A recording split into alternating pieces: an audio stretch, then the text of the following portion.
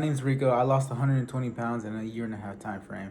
And the things that I wish I would have known before I lost the weight is that your life's gonna change so much that the life that you live right now is worth dumping everything that you left behind. Whenever I was fat, I was contemplating like, oh my gosh, how am I gonna change my life? How am I gonna do this? Will I be treated the same with regular people I hang out with? And I was so confused about it. Like, hey, how am I gonna get this thing done? Like, how am I gonna transition from skinny to fat? How am I gonna? I'm sorry, fat to skinny. And I was like, man, am I gonna have new friends?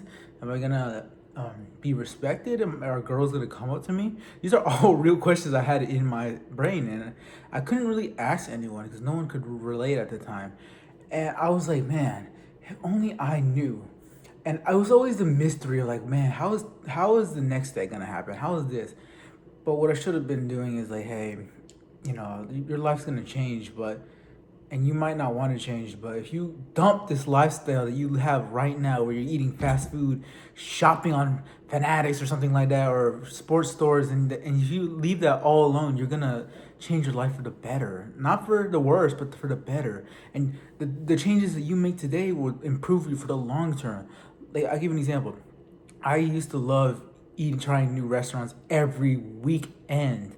And I mean every weekend. I would go to like online and be like new restaurants or what's popping in Myrtle Beach, rest where I live. I would like, I would be like, what's happening over here? Like new restaurants, new that. And I would be like, oh, that's really fun at the moment. But over time, it gets repetitive. And it's like, man, I want to change. I'm going to have to like change this. But then whenever I started to not do that, I was got depressed because I was like, man, this new lifestyle is kicking my butt. And how am I going to actually take care of this? And the trick for me is like, man, I had to train myself to see all of that as dumb. Like I had to actually like this is kind of weird for you guys to understand, but I had to like every like unhealthy food that you can think of. I had to train myself and learn other tactics. Like I give an example. I started learning about organic. I started learning about non-GMO, pesticides, testosterone, like grass-fed beef. Before this, I never heard of stuff like that. For me, beef was beef or chicken was chicken. I never heard of this organic stuff. And when I learned stuff like that, I was like, oh, artificial this. I was like, oh, and then whenever I found out the negative sides of it, it really woke me up. It's like, oh, so this is all bad. This is all bad. This is not good. And rewiring my brain was like really difficult because I still very much was love that stuff. Like I love to eat the cookies, the chips, you name it. I was a big fan of sweet tea, especially in my local area. There's this local restaurant chain that makes the best sweet tea. I can literally drink the whole gallon if I needed to. That's how good it was to me, and that's how obese that was, and that stuff hooks you. And whenever I trained myself to not actually eat that stuff, it was very like a difficult moment because I know we don't want to give up that stuff. We want to keep eating. We want to enjoy it. We want to find ways to still eat the stuff we love while adding in the healthy. But what I did was I figured out, hey, let's just cut it out and eat just the normal stuff. Very difficult to do. Like it's very hard to just eat non-fat Greek yogurt and then like chicken steak for the rest of your life and not even consider like some fast food chain. And I don't care what anyone says. Doing that takes great will. If you were able to do that, you are one of the few who are able to. Because a lot of people, even fit people in like the gyms or the local gyms that you go to, they never learned that. They would eat these protein bars and shakes that have artificial flavors, dyes, oils, uh, sugars, alcohol sugars, and they'll be fine with that. They'll see it as a trade-off, like, yeah, I'm still enjoying my life and I'm getting fat jacked.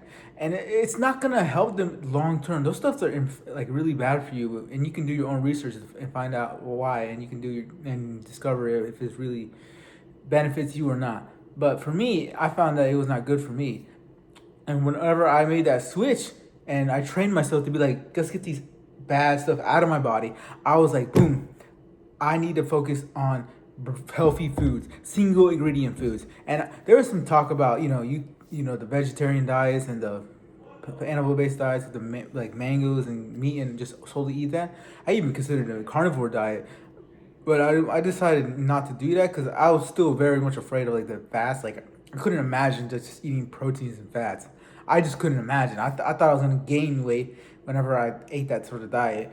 But whatever diet you do choose, be consistent with it. And even that diet is way better than the normal traditional American diet that's out there, where you're going to the fast food chains, in and out, in and out. You know, you're getting depressed by the day, you're getting fatter by the day. No, this is a better alternative for you guys. And this is what I did. This is how I changed my life. That's how I went from skinny fat to really skinny in a year and a half about time frame. I was 265 in my peak. I remember going to the doctors and they were like, "Man, you're gonna lose weight. Are you, boy, you're almost in the 270s." I say 265 to round it up, but it was more like 269, or 267 in that area, because I was so obese that it was like concern for my doctors. And that's when I was like, man, I'm gonna have to change this stuff, because I was gonna go to the 3X. Mind you, I was in the 1X. I never went to the 2X. There were some things like I had to go to 2X, like really tight shirts, but I was never a small shirt guy. I was never a medium. Like I couldn't even fit a large. I remember a large was tight, a tight. I stuff like that is crazy to me, considering all I've been through and what I am today. But that stuff is like almost irrelevant. And that's stuff that when you guys decide to lose weight will become irrelevant too. You're gonna be like, oh man, I'm gonna be a medium. I'm gonna have muscles coming out through my veins and stuff. And you're gonna be proud to actually be that. Screw what anyone says. This is about you. You need to make the decision. You need to be the person that makes this big jump from fat to skinny in a short period of times. And that's why I'm here. Now, if I had to go back in time, I would have increased my testosterone during the process. Because unfortunately, during my weight loss, I just ate whey proteins and non-fat Greek yogurt and rice.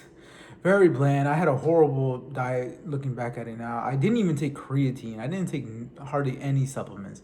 My best supplement I took was beets. And that was because I had something where I was like, I thought it would help me my running. But besides that, I did not want to take supplements. I grew up like anti-supplement. Like I just didn't want to go in the store and be like, oh, there's a bunch of multivitamins. I just didn't like it. It just seemed like not natural to me. Like, oh, so where do I get these nutrients in the regular world? Oh, you get them from food? I'm like, oh, so why don't you just get it from food? That's what my reasoning was. You can argue with me on that, but that was my personal experience. And if you guys like it, then go ahead and do that stuff. But me, I didn't do that. Even then, I had a horrible diet, and I still was able to lose 120 pounds. And when you guys actually decide to change your life and improve for the better, you guys will have a better diet around that, increasing the testosterone, eating a number of protein, eating enough fats, having a moderate amount of carbs, and you guys will lose weight. You guys will. There's nothing you can't do that won't make you lose weight. As long as you guys are not overeating and not working out and sleeping properly, you guys will get jacked. Like, you guys will get stronger. Your body will repair your damage. Whenever you guys lift, you guys break muscles, and your body gets the proteins to repair it. And whenever you sleep, it starts giving that repair process. That's why sleep is very important whenever you guys are losing weight. Don't overthink it like that. Sleep is crucial too. Unfortunately, on my end, I still had poor sleep. I still have poor sleep to this day, unfortunately, because I had to deal with my business while doing all of this whenever I'm losing weight. And it's just unfortunate because sometimes I had to eat this, and then I'm like getting calls about this, and that, and I'm like, man, can I get it? Like, I'm trying to like manage different things, and I'm like, oh, wait. I'm like, but I'm trying to lose weight, so I'm not gonna, lose weight, and it gets tough. Even if it's in your career, or you're in like a normal job or sales or whatever the case may be, or even a business owner yourself, you realize this stuff is hard. No matter what position you're in, it's hard, all of it. That's why I give you guys these tips that might help you, because they helped me in my weight loss journey. And none of this is all overnight. You're not gonna be like, oh, I'm swole in 2 months. No, unless you guys are taking some juice or something like that increases your testosterone quick and makes you gain weight and lose weight at the same time. That won't happen. There's people in the gym that actually do that stuff, and you look at them and you be envy of them and be like, man, how did these guys get so jacked? When you shouldn't even consider what other people are doing, because you don't know what's in their body. You don't know if they're normal, they're on the juice, or you just don't know. So they're never go in there assuming that they're on something that you don't know for a fact that is, because all you're doing is judging a book by its cover.